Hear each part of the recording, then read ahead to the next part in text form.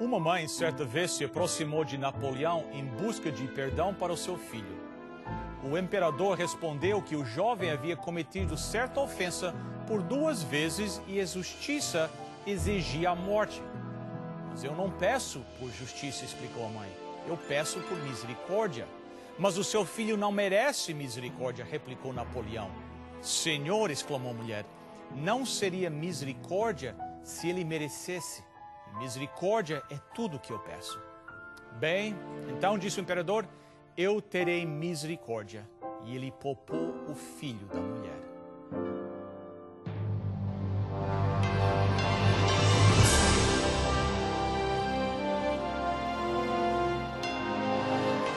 Venceu a prova do tempo. O livro de Deus, a Bíblia, ainda relevante neste mundo complexo. Está escrito Canadá, partilhando mensagens de esperança ao redor do mundo.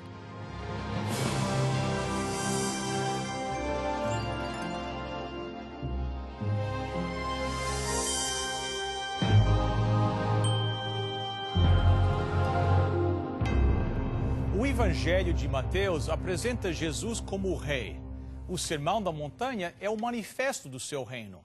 Ali, Cristo proclama uma dupla mensagem, como entrar no seu reino e como viver nele. Somente aqueles que são pobres em espírito, humildes, que choram e têm fome de justiça podem entrar. Depois de ter entrado, eles continuam a ter essas atitudes. Mateus capítulo 5, verso 7 diz, bem-aventurados os misericordiosos, pois obterão misericórdia. Como as outras bem-aventuranças, ela traz um padrão duplo. Para entrar no reino de Deus, você precisa buscar misericórdia. Quando você estiver no seu reino, você mostrará misericórdia aos outros. O Sermão da Montanha confronta as pessoas com o que realmente importa. Ser pobres em espírito, humildes, famintos por justiça, misericordiosos, puros de coração e pacificador. Todas essas qualidades são interiores. Cristo enfatiza que o importante é o que está dentro da pessoa. Agora, isso não quer dizer que ele não estava preocupado com o nosso comportamento. A ênfase de Jesus era que esses aspectos interiores são aqueles que produzem o nosso comportamento. A integridade interior é o que produz um bom comportamento. Uma pessoa pode tentar agir corretamente e ser íntegra, mas isso é apenas legalismo. Cristo quer ações corretas baseadas em atitudes corretas. Depois de ensinar as bem-aventuranças, Jesus falou sobre as ações no Sermão da Montanha. Mas a premissa na qual o ensinamento foi construído era o tipo de atitude do coração. O cristianismo não é uma fachada. A relação com Cristo transforma o centro do nosso ser e dali manifesta-se em nossas ações. Nós estamos continuando nossos estudos da bem-aventurança com os nossos 2 convidados. Bem-vindos, pastores Douglas Pereira e pastor Roger Silves. Pastor Douglas já vem nos acompanhando aqui nesta jornada algumas vezes, né? É o 5º programa já. É. Então, ele está sendo a nossa âncora aqui nesse programa. E o pastor Roger é a primeira vez nesta série. O pastor Roger já apareceu no programa antes. Exatamente. Quem sabe, para o benefício daqueles, quem sabe não conhecem, uma curta biografia sua. Eu cresci em Portugal, estive a estudar em França, teologia, vivi durante alguns anos na América e atualmente estou aqui a trabalhar em Toronto, com a Igreja Portuguesa. Bem-vindo. Bem, vamos entrar logo aqui no nosso assunto, que o tempo passa rápido, não é? E tem muita coisa para conversar. Verso 7, né? Bem-aventurados os misericordiosos, porque alcançarão misericórdia. Como eu falei na introdução, Jesus vem enfatizando o interior da pessoa, né? Que a religião do dia tinha muito foco no exterior. Mas Jesus está dizendo, não adianta ter essas atitudes aparentemente corretas se o interior não foi modificado. E aqui ele começa a introduzir essa ideia de ser misericordioso. O que é que isso... Como é que essa se encaixa aqui com as outras bem-aventuranças? Bem, aqui nós vemos uma mudança. As 4 primeiras bem-aventuranças, bem-aventurados os pobres, os que choram, os mansos e aqueles que têm fome e sede de justiça, é uma relação entre nós e Deus. Então é uma atitude interna. Então é algo que, não, na forma primária, ela não se exterioriza, certo. Ela não cria ações. Certo. Já agora a gente passa por uma segunda fase, uma segunda divisão. Okay. Assim como os 10 mandamentos tinham 2 divisões, onde os 4 primeiros mandamentos relacionavam-se com Deus e os outros com o próximo, da mesma maneira nós vemos aqui. Okay. Os 4 primeiros se relacionam com a nossa atitude perante Deus, nós precisamos ser humildes perante Deus, nós precisamos chorar diante do nosso pecado, nós precisamos aceitar o plano de Deus na nossa vida, por ser mansos, e agora buscar a Deus, a justiça dele. E isso agora vai refletir em nossas ações. E a primeira ação que Deus, em Jesus, ele destaca nas bem-aventuranças é a misericórdia. Quando você tem um relacionamento genuíno com Deus, você vai começar a produzir frutos. E um desses frutos é a misericórdia. O que é misericórdia? Eu diria que a misericórdia é nós não recebermos aquilo que deveríamos receber. Nós, como seres humanos, pecadores que somos, deveríamos receber, por exemplo, a morte. É a consequência do pecado. Mas, através do grande amor de Jesus, do seu sacrifício na cruz e da sua misericórdia, Ele poupa-nos de recebermos o castigo que deveríamos receber. Misericórdia poderia ser comparado com outras palavras, tipo a benevolência, a compaixão, mas a base é a mesma. Deus não nos dá aquilo que nós mereceríamos receber. Interessante que Richard Lenski, ele é um teólogo, ele tenta fazer uma divisão do que é graça e do que é misericórdia. Então ele separa os dois. Ele separa as duas coisas. As duas são algo que você não merece, como o pastor Roger colocou tão bem. Mas ele faz a seguinte separação. Graça é aquilo que trata com a essência do pecado. Deus perdoa o nosso pecado. E os resultados desse pecado, como culpa, como falta de paz de espírito, toda essa questão.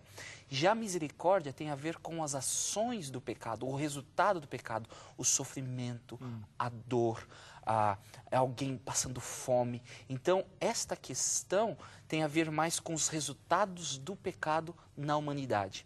E um outro ponto interessante a pensar sobre a misericórdia, que a misericórdia é um princípio. Ele não é um sentimento. Então, não é algo tipo assim, eu passo na frente de alguém que está pedindo comida, eu sinto dó dele e agora eu vou agir. Não, a misericórdia não é baseada em um sentimento, em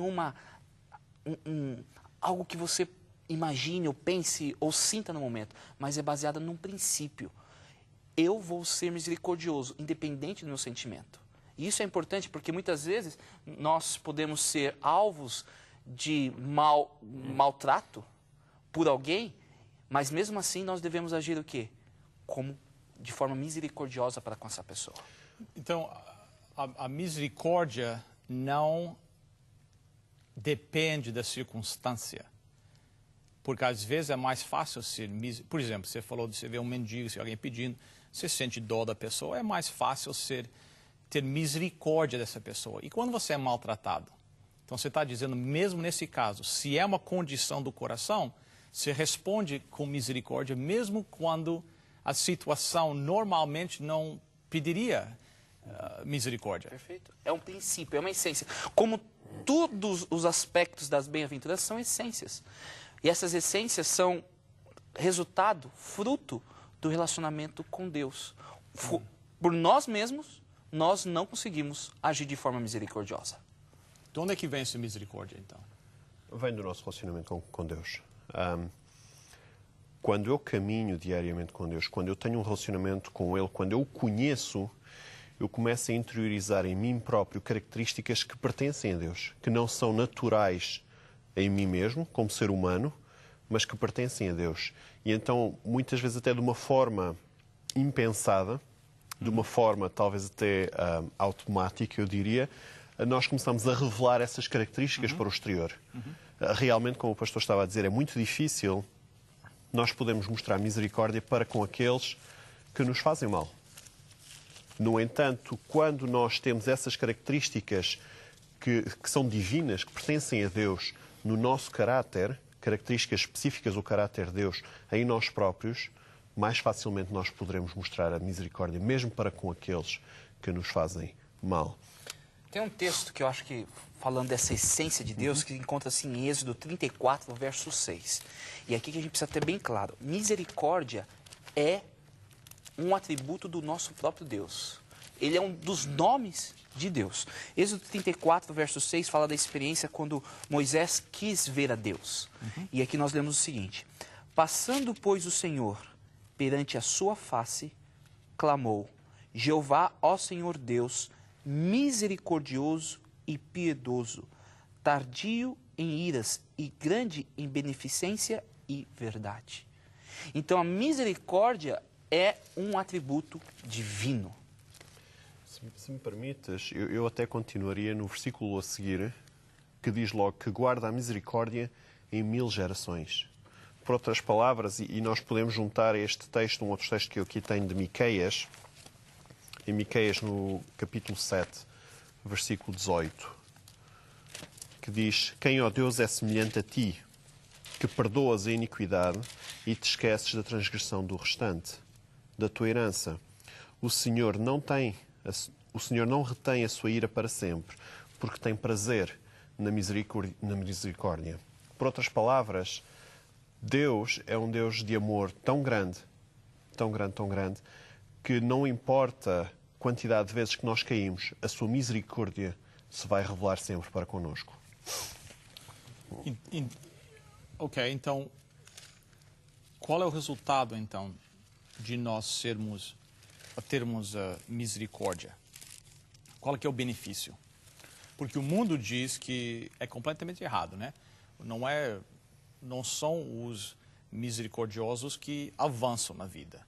São os que são agressivos, os que vão atrás das coisas. Então, o que é o benefício? Qual é que é o resultado da misericórdia? Essa é uma pergunta importante. Acho que você tocou num ponto, assim, cerne do estudo dessa bem-aventurança.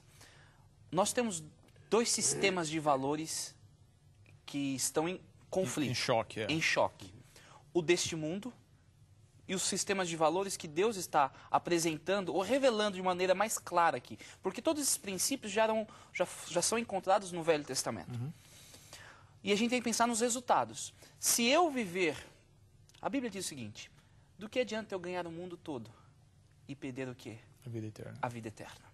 Então, agir de forma agressiva, agir de forma vingativa, agir de forma pensando só no eu, isso pode te levar a conquistar, quem sabe, fama, alguns bens neste mundo, algum dinheiro, alguns recursos, mas o seu resultado final não vai ser a vida eterna. Já agora, o próprio texto de Mateus 5, verso 7, diz lá: bem-aventurados os misericordiosos, porque eles alcançarão o quê? Misericórdia. Misericórdia.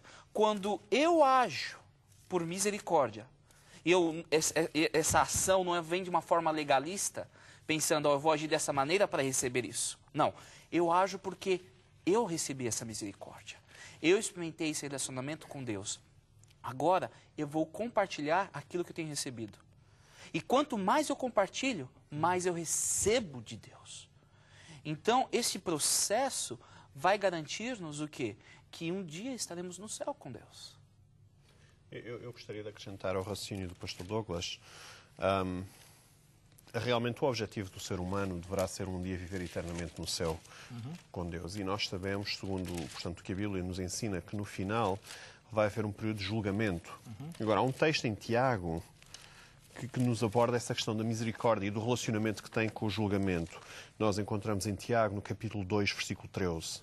E então diz o texto que porque o juízo é sem misericórdia para com aquele que não usou de misericórdia. A misericórdia triunfa sobre o juízo. Por outras palavras, se eu aqui na Terra, se eu aqui no meu dia-a-dia, no convívio com as outras pessoas, se eu não demonstrar misericórdia para com os outros, como é que eu posso esperar, sendo pecador, que quando chegar à altura em que eu me vou apresentar perante o juiz do mundo, como é que eu posso esperar que ele utilize misericórdia para comigo? Portanto, para além de ser a misericórdia, para além de ser um ato que nós devemos demonstrar porque temos imbuído no nosso caráter, também é um fator essencial para a nossa própria salvação. Portanto, está intimamente ligada com a nossa própria salvação. Há um texto de Jó no capítulo 29, e é um texto interessante porque Jó ele começa a falar de como ele agia de forma misericordiosa com as pessoas e como ele recebia misericórdia e era abençoado por Deus. Jó 29, a partir do verso 12. Porque eu livrava o miserável que clamava, como também o órfão que não tinha quem o socorresse. A bênção do que ia perecendo vinha sobre mim, e eu fazia que rejubilasse o coração da viúva. Cobria-me de justiça e ela me servia de vestido. Como manto e diadema era o meu juízo. Eu era o olho do cego e os pés do coxo. Dos necessitados era pai. E as causas de que eu não tinha conhecimento, a inquiria com diligência. Então, Jó ele começa aqui a falar com Deus nesse discurso de Jó, a falar das bênçãos que ele recebia ao ajudar o pobre, o cego. E Deus retribuía a ele da mesma maneira, sendo misericordioso. Mas um ponto importante, eu quero deixar bem claro, é que nós não podemos pensar de forma legalista. Olha, eu vou fazer assim... Ações de misericórdia, né? Para receber misericórdia. A verdadeira misericórdia é um fruto, é uma reação de um verdadeiro relacionamento com Deus. E no qual a gente não busca recompensas. Porque muitas vezes as pessoas elas estão buscando alguma coisa. Interessante, eu estava lendo um livro sobre o poder da influência. E a ideia desse livro dizia o seguinte: você quer ser influente na vida? Faça boas ações para várias pessoas. Anote que ações você fez. E quando você precisar de alguma coisa... Vai cobrar. E ele usava até a figura de um banco. Então imagine como um banco. Você está depositando ali uma boa ação. Então, tenha sabedoria em saber quando você vai utilizar aquela boa ação. Sabe? Eu achei meio mesquinho, sabe? Mas esse é o sistema do mundo. É verdade. Tanto é que o povo até fica meio desconfiado, né? Quando a pessoa é... Não estamos habituados.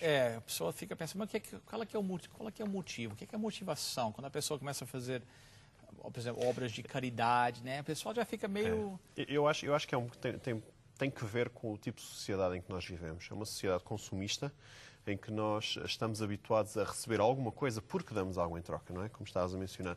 Eu se consigo ter um bocado de comida em casa é porque, de alguma forma, eu paguei por essa comida. Eu dei algo em troca para receber o que tenho. E de repente, se alguém vem ter connosco e nos demonstra misericórdia, sem nós termos realmente feito nada para obtermos, é estranho. E eu penso que Jesus demonstrou isso perfeitamente. Ele demonstrou misericórdia para com todos. Quando nós lemos os Evangelhos, constantemente há pessoas a virem ter com Ele e utilizam a mesma palavra: Senhor, tem misericórdia de mim.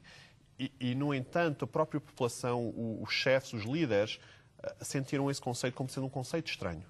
Estás a dar algo de graça sem nós termos que fazer algo em retorno? É um conceito estranho, que nós não estamos habituados. E é bonito que nós temos várias evidências e exemplos humanos de misericórdia. Uma que me vem à mente agora é a Madre Teresa de Calcutá. Né? Ela largou o conforto e foi viver entre leprosos, sabe? Para cuidar, porque ela tinha, sabe, mais do que uma compaixão, ela tinha misericórdia no seu coração. E o que ela esperava em troca deles? Nada. O que eles tinham para oferecer? Sabe, ela não tinha... com isso ela não estava ganhando riqueza. Ela ganhou fama porque aquilo chamou a atenção da mídia e do mundo. Mas toda vez ela explorava essa mídia ou esse reconhecimento que ela tinha, não para benefício próprio, mas para levantar mais recursos, para tentar proclamar a misericórdia. E nós, como verdadeiros cidadãos do reino de Deus, nós precisamos fazer a diferença na sociedade onde estamos inseridos através de atos de misericórdia. Posso? De certa forma, eu acho que é o orgulho, eu acho, que às vezes, quando nós consideramos o que Deus tem feito por nós e a misericórdia que Ele demonstra para nós, o fato de nós não passarmos essa misericórdia para com os outros é uma certa avaliação que aquilo que Deus, a misericórdia, eu não sou tão mal, entendeu? O que Deus fez por mim, mas agora aquele outro é que é. Então é quase uma forma de orgulho nosso, a falta de capacidade de transferir para os outros a misericórdia com que nós recebemos. A Bíblia conta a história daquele servo, né, que devia aquela grande quantia, 10.000 talentos ao seu rei, né? O rei perdoou toda a sua dívida. E ele sai na rua e encontra um que deve 100 denários, né? Uma quantia insignificante. E ele não conseguiu passar a compaixão, o perdão, que eu acho que são características da misericórdia, né? Para com o seu próximo. E na última análise, quem sabe ele não apreciou o perdão que ele tinha recebido do seu rei. Desculpe, eu interrompo. Não, eu ia acrescentar aqui um texto que eu acho que explica e faz, de certa maneira, a ligação a isso que está a dizer. É em Tito, no livro de Tito, capítulo 3. E eu iria ler do versículo 3 até o versículo 5, que diz: pois nós também, outrora, éramos néstios, desobedientes, desgarrados, escravos de toda a sorte de paixões e prazeres, vivendo em malícia e inveja, odiosos e odiando-nos uns aos outros. Isto descreve mais ou menos a sociedade em que nós vivemos hoje em dia, não é? Mas depois o texto continua a dizer: quando, porém, se manifestou a benignidade de Deus, nosso Salvador, e o seu amor para com todos, não por obras de justiça praticadas por nós, portanto, está aqui já a dizer, não há nada que nós possamos fazer, não há nada que nós possamos usar para comprar, mas segundo a sua misericórdia, Ele nos salvou. O texto depois continua, mas eu queria ressalvar aqui este ponto, que não há obras que nós possamos praticar realmente para obtermos essa misericórdia. Deus salvou-nos por causa da sua misericórdia, por causa do seu amor por nós. Em relação, eu estava novamente, à medida que ias falando sobre o orgulho, eu estava a pensar nós como seres humanos, novamente, nós temos uma certa tendência, como tu disseste, a apontar o dedo. Porque o ato de apontar o dedo, de certa maneira, transfere a culpa que nós sentimos em nós próprios por falharmos, transfere isso para a outra pessoa, esconde aquilo que nós realmente somos, colocando em evidência a outra pessoa. E então é um ato normal, é preferível eu dizer, Pastor Douglas, tu cometeste este pecado, porque assim eu estou a dizer que ele é pecador e automaticamente eu evidencio-me, porque eu não sou pecador. E então, quando nós demonstramos misericórdia para com outras pessoas, estamos a reverter esse processo. Estamos a dizer que nós próprios também somos pecadores, como eles são pecadores, e em necessidade de um Salvador. Tem um ponto que eu acho que eu gostaria de destacar. No texto em Mateus que fala sobre a volta de Jesus, lá ele fala que um povo que clama por Jesus, um povo que fala ser seguidor de Jesus, vai falar: Senhor, Senhor, em teu nome não proferimos, em teu nome não fizemos milagres. E Jesus vai falar assim: eu não te conheço. Por que eu não te conheço? Porque você não deu vestimenta àquele que estava nu, você não cuidou daquele que estava necessitado. Então, a misericórdia tem que ser manifestada nos filhos de Deus. Cada comunidade, ela precisa expressar aquilo que Deus tem feito por nós. É o relacionamento. Vem de Deus para ser passado para outros. Infelizmente, acabou o tempo. Obrigado. Se você é uma pessoa misericordiosa, Deus continuamente irá derramar sua misericórdia sobre você.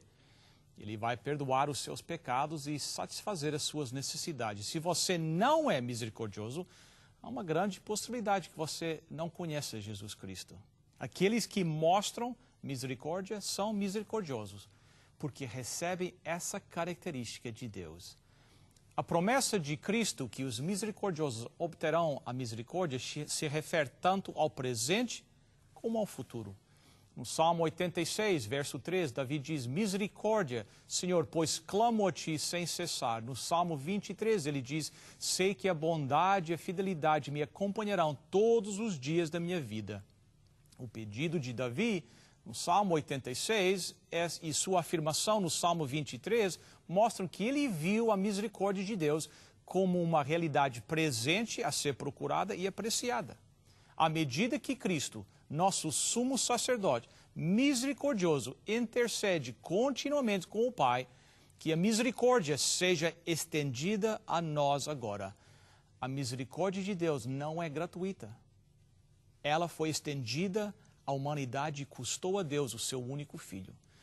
O pastor puritano William Briggs escreveu, veja do que Cristo nos libertou, o que Ele suportou por nós, pois pelo sofrimento Ele nos libertou.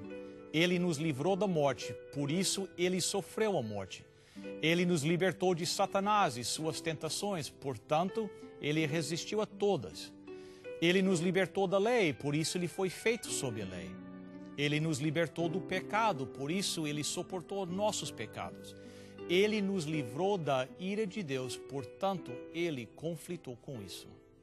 A misericórdia de Deus foi totalmente paga. Se você não conhece a Cristo, aceite a misericórdia de Deus oferecida gratuitamente através de Cristo.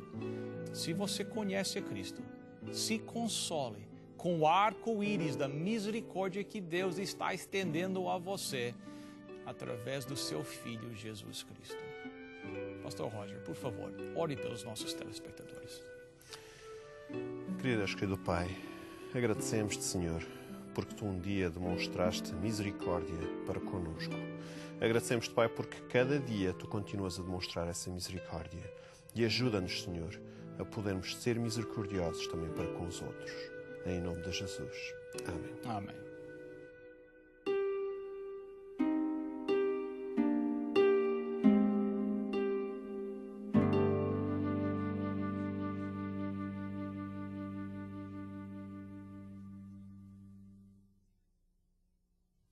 Se você gostou do programa de hoje e gostaria de receber uma cópia em DVD, ligue para o número que vai a seguir e nós mandaremos gratuitamente. Para você solicitar gratuitamente a sua oferta, basta ir ao nosso website www.estaescrito.ca e acessar o programa de hoje. Lá você vai preencher um formulário com seus dados e assim poderemos enviar a oferta para você. Escreva para nós. Está escrito, Box 2010, Oshawa, Ontário, L1H7V4. Pastores, obrigado pela sua presença aqui conosco. E obrigado aos nossos telespectadores. Lembre-se do website estaescrito.ca. Se Deus quiser, na próxima semana vamos estar juntos. Lembre-se, está escrito, nem só de pão viverá o homem, mas de toda a palavra que procede da boca de Deus.